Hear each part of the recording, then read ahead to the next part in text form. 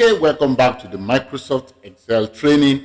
In this video, we're going to be looking at the filter function in Excel. The filter function is a lookup and a reference function. This function is a dynamic array function that extracts and returns specific data from a range based on given criteria. So this function is useful for dynamically filtering data sets without altering the original data. Of course, the syntax is just equals filter, your array, and then the portion you want to include in the filter, and then of course the other things. Maybe if you have an empty value returned, what should that thing show?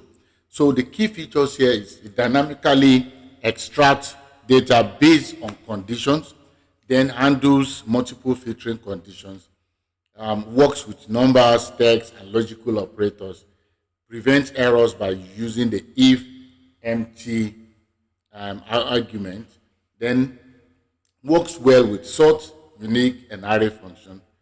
This filter function is powerful for creating dynamic reports and dashboards and data analysis. Okay, so now let's look at an example in the Excel worksheet. So the filter. So we have this sheet and then we have this set of data. So all we're just going to do is going to put equal sign filter. So we'll pick our array. So our array now will be the collection of our data, right? So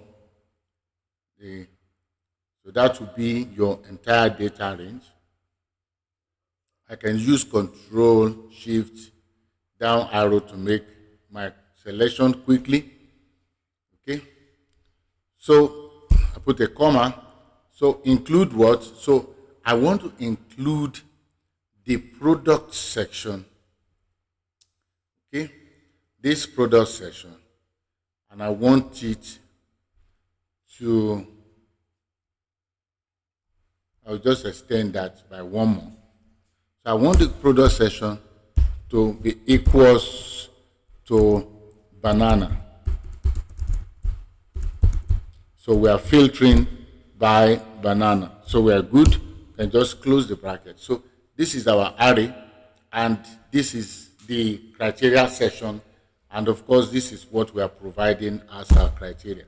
So the moment you do that, it's going to filter your data based on the provided criteria. So you have banana, so you have been able to dynamically filter out a particular product without tampering with the original data. So you can easily copy this and use it. You can paste it as value in another sheet and use it for your onward analysis.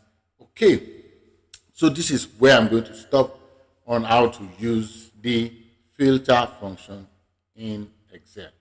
See you in another session. Bye for now.